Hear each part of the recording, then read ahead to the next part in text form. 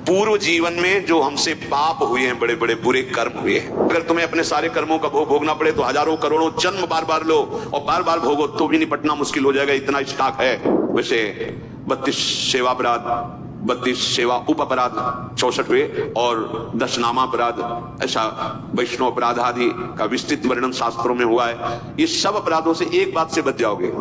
अनर्थों से बचना चाहते हैं, पहली बात समझ लें, ये 4 दुष्कृत हैं अनर्थ। ध्यान से सुनना, ये 7 बातें स्वीकार करनी है और इन 4 बातों से बचना है। पहला है दुष्कृत जात अनर्थ। पूज्य श्री राधा बाबा, पूर्व जीवन में जो हमसे पाप हुए हैं, बड़े बड़े बुरे कर्म हुए हैं, पूर्व में लाखों अनंतों जन्मों का बात आ गई। अभी अज्ञानी जीव ऐसे तर्क करते हैं, कौन जाने पीछे कर्म हुआ है कि नहीं। अभी नया बच्चा जो प्रकट हुआ है वो किसी विद्यालय में तो नहीं गया कि शिक्षा दी गई हो, आप ऐसे करो वो भयभीत हो जाए, मतलब जानता है भय का क्षेत्र है। मां जब दुग्ध तो पीने लगता है, इसका मतलब ये पूर्वाभ्यासी है, इसका दुलार करो, ऐसे पुचकारो, इसका मतलब है जानता है इसे प्यार कहते हैं और ये इसको प्रहार कहते हैं। वो बड़ा पुरातन है, कपड़ा नया बदला हुआ है, अभी जीव नया है। कर्म भोग जब होते हैं, कई प्रश्न करते हैं कि अभी तो 10 वर्ष का बालक था, उसने इतना बड़ा पाप क्या किया, ऐसा। तुम क्या जानते हो? कपड़ा 10 वर्ष का है लेकिन पहनने वाला बहुत पुरातन है, वो भगवान का अंश है, न जाने कितने शरीरों का त्याग करते हुए पाप कर्म किए, तो वो उसको दंड मिल रहा है। महापुरुषों के वचन, ये अज्ञानी जनों के ऐसे तर्क होते, कैसे उनको समझाए।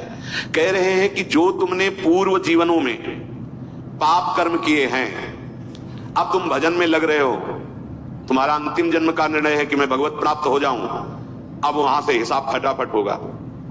वो संस्कार मन पे आएंगे, तन पे आएंगे, शांत नाम जब बढ़ाते जाओ, जो भोग जितना वो बहुत कम करके भोगवा रहे हैं भगवान, बहुत कम करके। अगर तुम्हें अपने सारे कर्मों का भोग भोगना पड़े तो हजारों करोड़ों जन्म बार बार लो और बार बार भोगो तो भी निपटना मुश्किल हो जाएगा, इतना स्टॉक है। अब इसी जन्म में थोड़ा थोड़ा करके भुगा करके अपने पास बुला लेते हैं, अत्यंत कृपा है। जो भी दुष्कृत जात अनर्थ तुम्हारे जीवन में आएगा, 2 प्रकार से, एक दंड रूप से आएगा और एक आएगा पाप कर्म कराने की प्रेरणा रूप से। ध्यान दीजिए, एक को तो भोग लेना है दंड को, दूसरा आएगा मन में बैठ करके पाप कर्म कराने की प्रेरणा देगा, पाप कर्म कराने की सुविधा देगा। अगर दूसरे को भोग लिया तो आगे फिर योनि बनने का, किसी योनि में जाने का आपने हिसाब तैयार कर लिया। समझ लीजिए,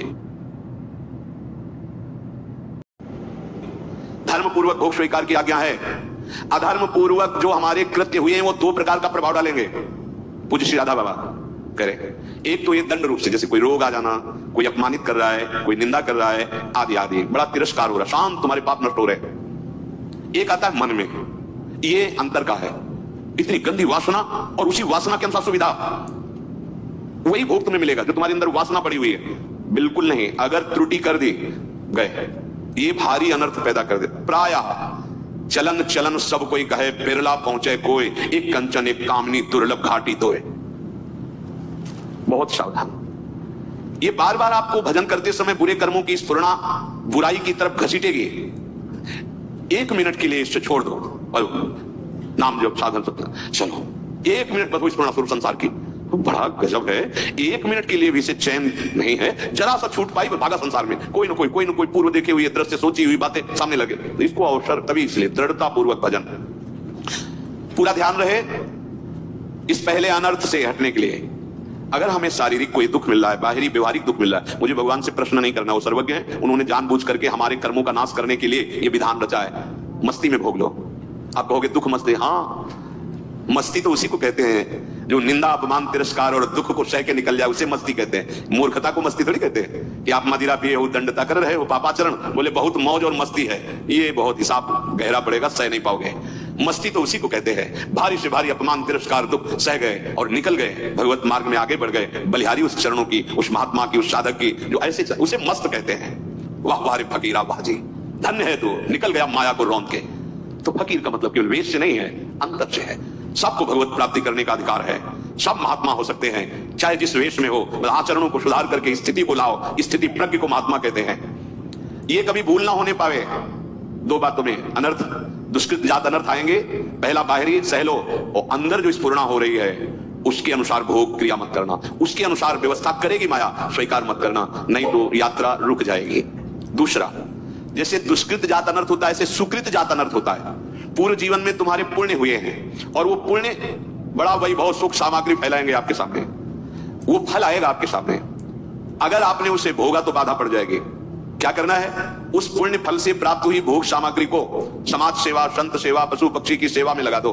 आप उतना ही स्वीकार करो जितने से जीवन पोषण होता है। तो दियम वस्तु गोविंदम तो भ्रमेव समर्पये, मंगल हो जाएगा, शुभ तुम्हें बांध नहीं पाएगा। ये सुकृत जात अनर्थ भगवत प्राप्ति नहीं होने देता, जैसे दुष्कृत जात अनर्थ। शुभ का फल है सुख सामग्री वैभव एकत्रित होना। उसकी अगर भोग वृत्ति हुई कि मैं इतने धन का स्वामी, मैं इतने वैभव का स्वामी, मेरे पास ये सब, फंस गए।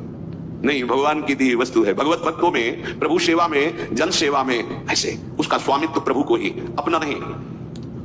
सच्चे हृदय से भगवान का मान करके समाज सेवा में लगा दिया जाए तो ये शुभ उसे अनर्थ रूप होकर बाधित नहीं करता। तीसरा है अपराध जनित अनर्थ।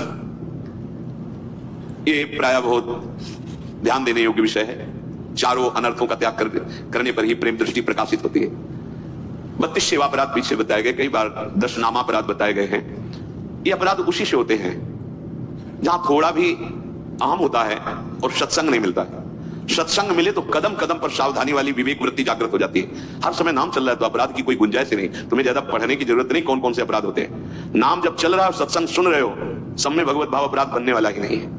वैसे 32 सेवा अपराध, 32 सेवा उप अपराध 64वें और 10 नामा अपराध, ऐसा वैष्णव अपराध आदि का विस्तृत वर्णन शास्त्रों में हुआ है। ये सब अपराधों से एक बात से बच जाओगे, अपने को सबसे दीन मानकर सबके चरणों में भगवत भाव से वंदना, और नाम जब भजन चल रहा है कोई अपराध नहीं होगा, होगा ही नहीं, होगा ही नहीं।